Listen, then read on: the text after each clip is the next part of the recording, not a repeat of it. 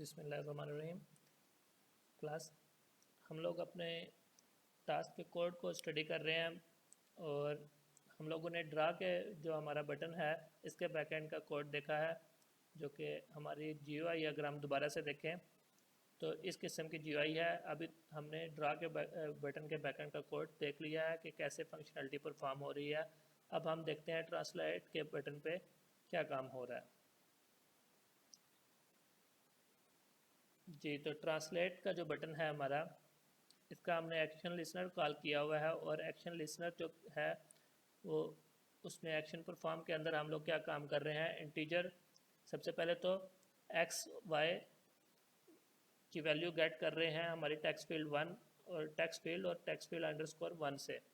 फिर विड्थ की value gate कर रहे हैं टेक्स्ट फील्ड अंडरस्कोर 2 से और इसी तरह हाइट गेट कर रहे हैं। और फिर टी एक्स और टी वाई जो है हमारी टेक्स्ट फील्ड 4 और 5 में है। तो जो ट्रांसलेटिंग पॉइंट है वो गेट किया हमने। ये सारे इंटीजर टाइप हैं, ऑब्जेक्ट वेरिएबल बनाए हैं और इनमें वैल्यूज़ हमने गेट की है। देन फिर हमने एक पॉइंट जनरेट किया, पॉइंट बनाया है, पॉइंट पीटी के नाम से ट्रांसलेट पॉइंट। ट्रांसलेट का एक फंक्शन कॉल किया हम लोगों ने जो क्या करता है, पॉइंट रिटर्न कर रहा है। ठीक है, तो न्यू पॉइंट और ये जो फंक्शन है ये ट्रांसलेशन परफॉर्म करने के बाद हमें पॉइंट रिटर्न करता है। तो इस फंक्शन को देखते हैं, ये फंक्शन हम लोगों ने लिखा हुआ है, इस फंक्शन को देखते हैं कि ये फंक्शन कैसे काम कर रहा है।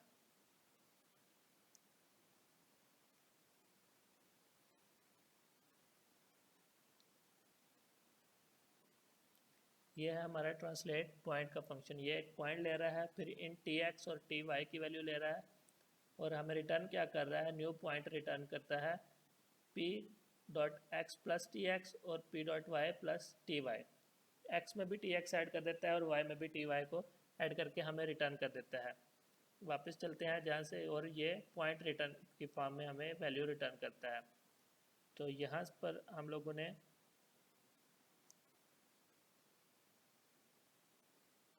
जो हमारा न्यू पॉइंट आएगा ट्रांसलेट पॉइंट के फंक्शन कॉल करने के बाद, जो पॉइंट रिटर्न होगा वो पीटी में हम लोगों ने स्टोर करा लिया है। तो उसके बाद हम लोगों ने ड्रा रेक्ट का फंक्शन कॉल किया है। वो एक पॉइंट ले रहा है, हाइट और वेट ले रहा है और ग्राफिक्स का ऑब्जेक्ट ले रहा है। ये फंक्शन हम पहले भी देख चुके हैं, उसी फंक्शन को हम दोबारा से यूज़ कर रहे हैं जो हम लोगों ने ड्रा के बटन के बैकएंड पे यूज़ किया था। ठीक है, ये काम हम कर रहे हैं ट्रांसलेट के बैकएंड पे।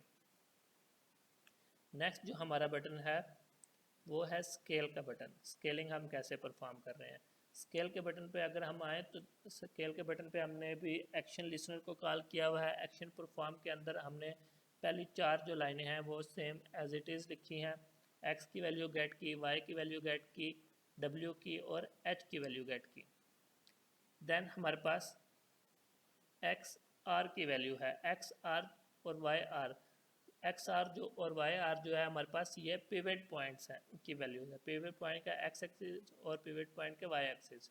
तो पिवट पॉइंट हमारा जो है उसकी टेक्स्ट फील्ड अंडरस्कोर 9 है, उससे वैल्यू हम लोगों ने एक्स एक्सिस की गेट की और वाई एक्सिस की वैल्यू जो थी वो हम लोगों ने टेक्स्ट फील्ड अंडरस्कोर 10 से गेट की है।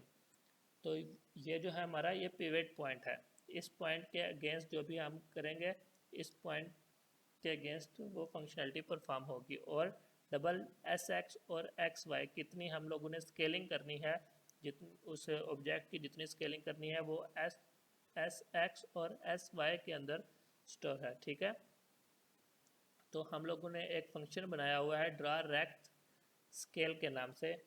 ये फंक्शन क्या करता है, हमसे एक तो पॉइंट लेता है जो हमारा इनिशियल पॉइंट है एक्स वाई की बेस पे, देन फिर विड्थ, हाइट, एस एक्स और एस वाई और फिर पिवट पॉइंट के दोनों एक्स एक्सिस और वाई एक्सिस और एक ग्राफिक्स का ऑब्जेक्ट हम एज ए आर्गूमेंट ले रहा है। ठीक है, तो जो पॉइंट था हम लोगों ने न्यू पॉइंट एक्स और वाई पास करके नया पॉइंट जनरेट किया और न्यू पॉइंट जनरेट किया और पास कर दिया। वेट था हम लोगों ने गेट की हुई है, इंटीजर में ही लेता है।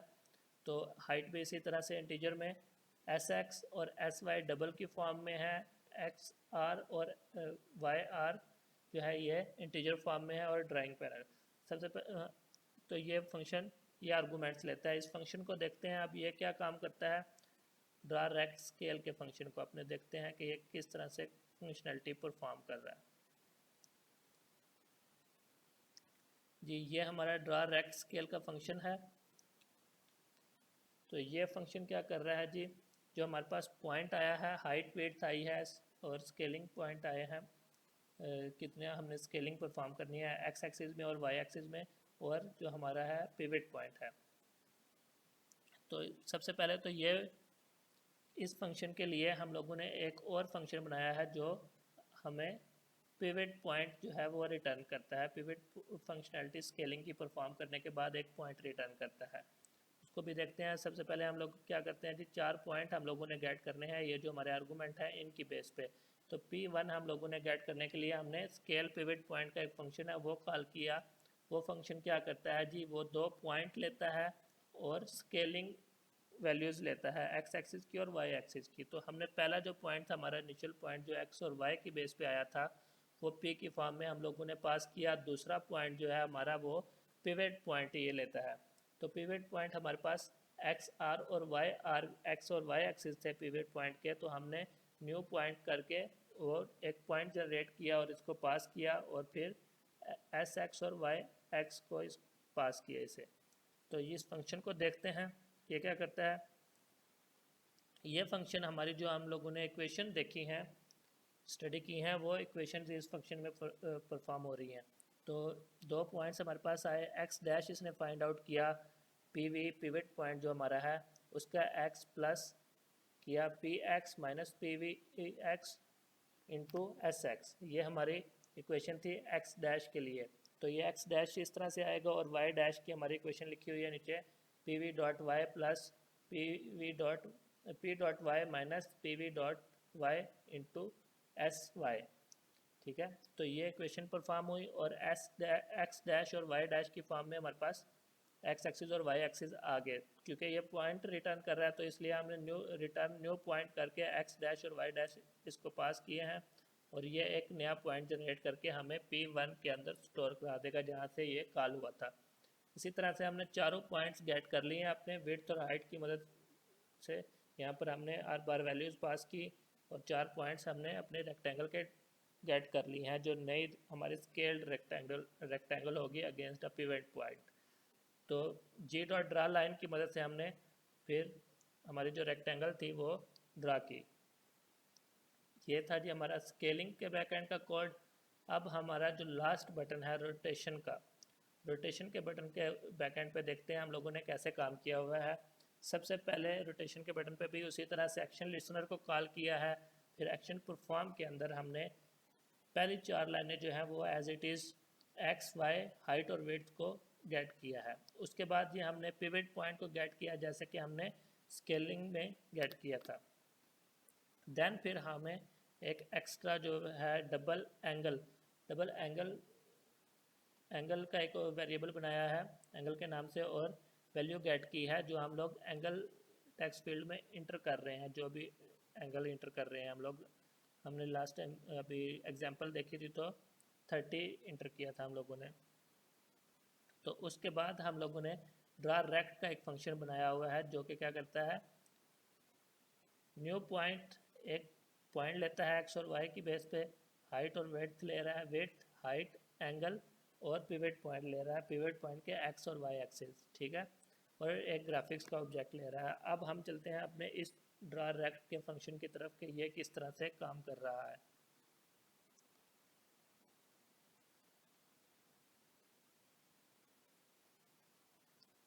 जी तो ये हमारा ड्रा रेक्ट का फंक्शन है जो कि एक पॉइंट आर्गूमेंट ले रहा है, फिर weight integer type weight, integer type height, double type angle, integer type pivot point का एक्स एक्सिस एक्स आर और integer type Y R pivot point के वाई एक्सिस और एक ग्राफिक्स का ऑब्जेक्ट।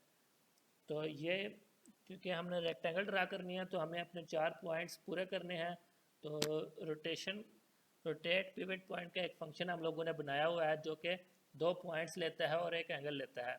तो हमने इसको भी पहला जो हमारा पॉइंट आया हुआ था एक्स और वाई की बेस पे वो पास किया।